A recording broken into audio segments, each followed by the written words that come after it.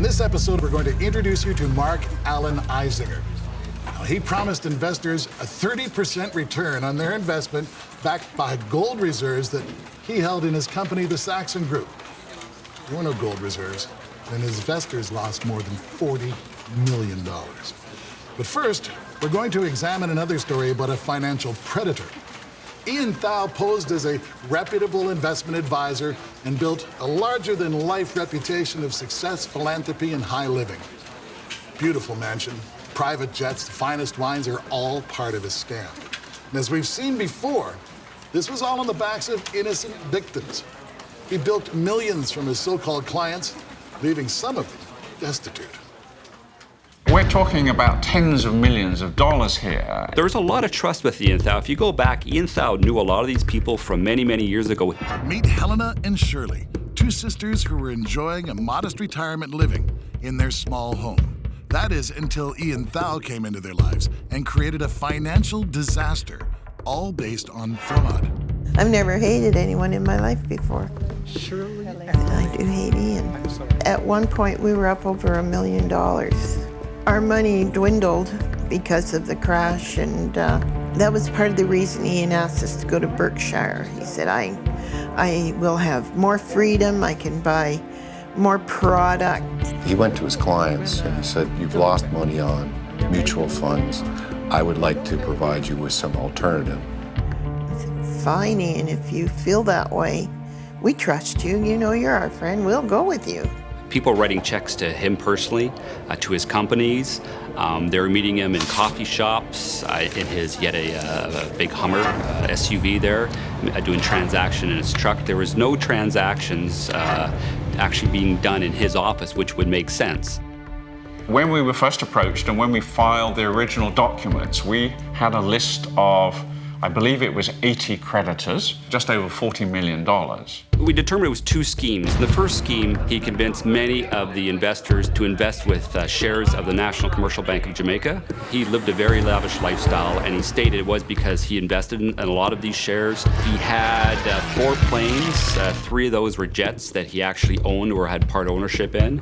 He had at least 1 helicopter. He had a second he was using as well. He took clients to a fishing lodge, and these were wealthy clients, and he asked the server for the most expensive scotch, and it's brought out, and it turns out to be $10,000 a bottle, and he makes a big deal of opening it up, tasting it, and then pronouncing it unsatisfactory and throwing the bottle over his shoulder and having a smash on the ground.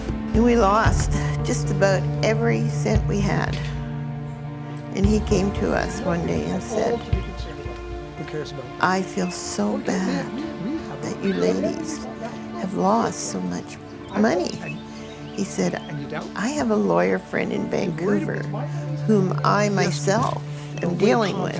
Developers come to this banker and they borrow short-term money. This came about towards the end of his scheming days. He was going to actually have them purchase this short-term construction financing, and it was basically short-term, and for the first time he actually promised specific rates of return. So he came to the house again and he said, this all has to go through me, like as if I'm the one giving the money to him. It'll be in my name, but he said, I keep very good records. The people had to get extremely large lines of credit. Ian Thau was very good at making that a very efficient process for people. And a lot of people had equity in their houses, so they could use that as collateral, as for a secure line of credit. We had a widow who was convinced to take all the proceeds from her husband, the insurance policy from her husband's death, plus mortgaged her home. She lost everything, and she went from a widow with no financial worries at all to working at minimum wage as a sales clerk, renting in a tenement building. We had another individual. Once he got the news, he tried to commit suicide. His marriage broke down, and he's still being treated today for clinical depression. We were just on the verge of asking him for our money. when all of a sudden the bottom fell out and we started hearing these rumors. We tried to contact Ian. We phoned him, and he would not return our calls. When they knew something was happening, they actually had Ian Thao come over, and they surreptitiously recorded the conversation with Ian Thao, which was, I thought, was brilliant. If anyone asks, So when Ian came in, he sat down, and it's funny, he very often asked us if we were taping him. And no, we don't tape you, you know. But this day we did. It was quite revealing, I think, that I think on it sounds like fraud to me, what he said. there's no reason for that. The fact is, he was still working for Berkshire, and the allegations are that Berkshire should have had more control, or at least more knowledge as to what Ian Thao was involved with, especially when it was very evident he was living this very lavish lifestyle. Berkshire did also step up to the plate. So Berkshire did, in fact, pay back many of the victims. I don't believe it was 100%, but they did pay back a lot of the victims, a certain percentage of their losses. The investigation started out with 26 victims. The amount of money that Mr. Thao's victims were defrauded of was, we think, in the range of about $22 million. But at the end of the day, the charges that we ultimately laid related to around $10 million. Mr. Thao was seen taking or receiving some of his personal assets across the border, across the US border. And again, that's what gave rise to our application to have an arrest warrant issued. Mr. Thao went down to the US and he immediately declared bankruptcy in the US. Were he able to go through the bankruptcy in the US and come out the other end and get a discharge, he would in effect be able to live in the US and not be hassled by the Canadians, because he could argue that his debts have been discharged in the US. The U.S. Marshals and FBI were also very involved with doing surveillance, pinging cell phones.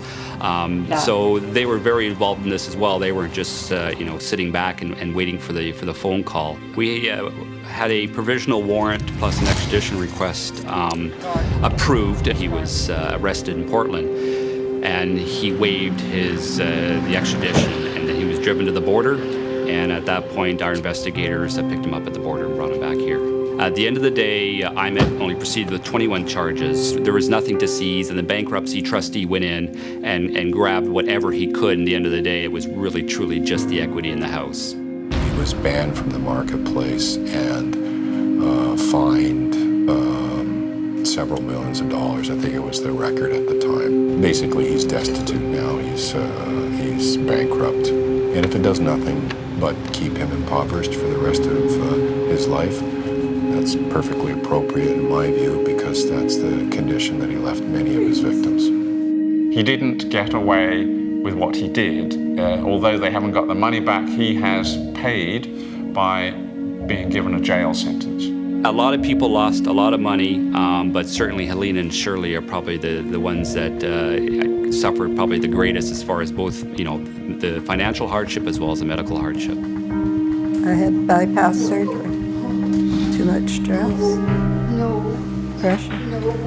My sister had a heart attack, which I blamed directly on Ian. Okay.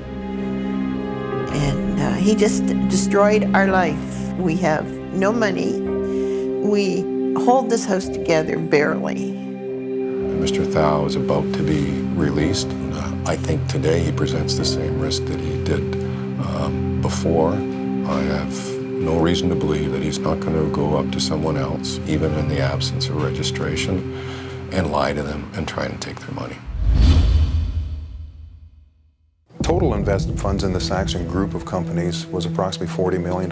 Some of the people have put 100% of their saved money into Saxton. There is no shortage of investment prospects. Equally, there's no shortage of unscrupulous investment advisors. As financial advisors, Robert Izinga's company sought out solid, low-risk investments for their clients. But as we're about to see, even the advisors themselves can be scammed by fraudsters. I think about some of the clients and the things that we've experienced, right?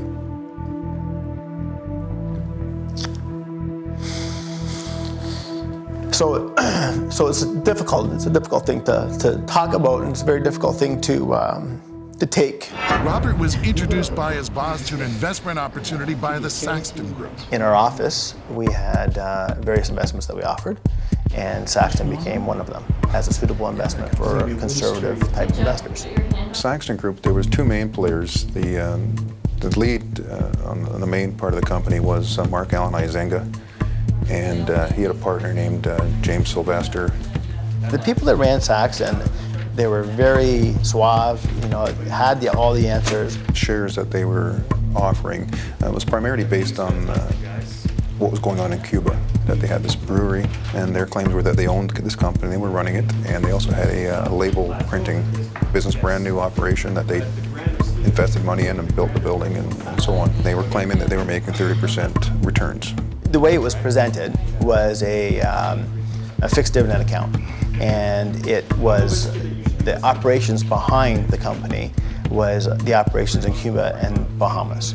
And so the operations were profitable from the information that we were told and were shown, and that was offered to the clients. Rob approached me if I would be interested in investing my money with him, build up a clientele. And we knew Rob already for a long time, so we trusted him.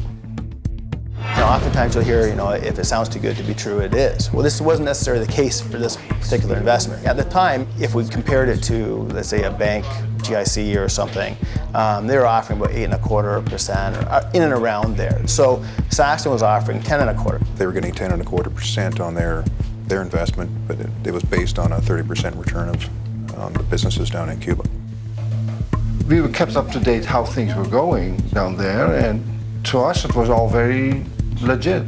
So I invested my own personal money in excess of $200,000 in the company, and my family's money as well. I had other clients as well that invested in, or I would gear their money towards Saxton. Now, you want to pull up the other chart?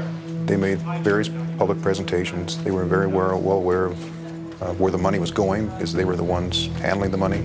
They were involved with the actual sales to the investors, to what the pitch was, and the fact that the pitch was inaccurate. There was the investors were not told the truth about where the funds were going. They weren't told the truth about the guarantees. There were no guarantees. Things were running okay there. They showed us pictures. But see, it was another end where the money was disappearing, which we were not aware of. People liked the registered retirement aspect of it. The investors did, that they could invest money in this corporation and get share certificates. It would all be held within a retirement savings plan, and had some kind of guarantees, because they had a bank was sending out the quarterly statements for them, saying that, okay, then there's the bank's overseeing what's going on. There's some less risk involved. There's good returns being made, and sure, I'll put my money into that. When they started to amalgamate the financials, there was a lot of delays. Those funds were very difficult to trace.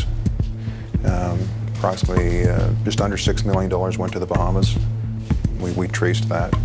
And then a large amount of money was spent on leasing vehicles, Porsche, several Mercedes. We got the first letter that there were problems. I think one feels very anxious when you get a letter like that. It brings up fear. How could we ever have gotten into this position? That was kind of a holy crap moment, because it's like, whoa, what's going on? There's obviously some problems here, like big problems here. I remember right away calling Rob, what's going on? It went from bad to worse. Rob had the heart-wrenching task of informing all of his clients of their massive financial losses. For me personally, as an advisor, that was kind of my I looked at that, and your heart falls in your stomach, and you say, this very well may be a scam. I had worked for 50 years, never was unemployed, hardly ever sick or anything. And then also you lose your job, and then you lose your money. On top of that, I felt guilty, because I was the one who talked her into, investing. You have to be careful then not to blame one another for something that in the first place they probably couldn't help anyway. But it's so easy to do in a moment of frustration or anger to do that. My parents were receiving a kind of like a quarterly payment. So kind of the first, when everything was frozen, I had to say to them, listen, the quarterly payment that you're receiving, we can't receive right now, we have this freeze on. It's a difficult thing to talk about, and it's a very difficult thing to take and experience. After the Saxton Group assets were seized, investors started having meetings. Lawyers, shareholders, and accountants were trying to see what avenues existed to try to get their millions of dollars back. Upon further research, they discovered that any monies put into Saxton were almost untraceable and almost certainly long gone. There was a statement that came out from, I think it was KPMG, that had audited the operations, and it showed that the assets were only worth about $5.5 million or something, and they could only account for about $10 million of $40 million. We found out how many people had invested and what kind of people. Then we learned that lawyers had and doctors had, and I thought, well, if they did, well, and I did too. Maybe I shouldn't be too hard on myself in thinking, how dense could you get? Surely all the money can't be gone. And, we had monthly statements, we had quarterly statements, we had all these documents that we thought justified or that the investment was real. A lot of sleepless nights, you can't believe it. You look back and you think, one, you feel a huge amount of guilt. So you're looking at it and you're saying, my first concern wasn't really for myself and my family so much as it was for my parents and a lot of the family and friends that had invested in the company. The police had a difficult time trying to find people to testify because so many of the victims were friends of the financial advisors. And they're the ones that encouraged them to invest in Saxon in the first place. And even after all of that happened, their friends didn't want to turn them in or get them into any further trouble. A lot of people were nervous about testifying in court. A lot of people were embarrassed. Dealt with a person they trusted, and they didn't want to get that person in trouble. They were both charged in 2003. Unfortunately, Mr. Sylvester died shortly before the preliminary hearings were to start, and Mr. Izinga entered a plea of guilty in November of 2005. Before any witnesses were actually called. So Mr. Izinga was sentenced. He received 8-year prison term, and at that time a $35 million restitution order was made. He appealed those decisions. His sentence of 8 years was not changed. It remained, and the restitution order was amended to $20 million based on the argument that he was unable to pay. It's not unusual for life to give you detours, so this was one that we had to learn to deal with. Yes, there's the loss of dreams of, well, when we retire, maybe we can do such and such. But after we lost the money, that was not possible anymore. The one thing that this experience has really taught me, there are some people that truly value the relationship over money. And those are the people that helped me get through it, that really emphasize the fact that they realized that they trusted me and that I didn't violate their trust, and that they understand and realize that I also was a victim. And those people and those relationships really help you get through.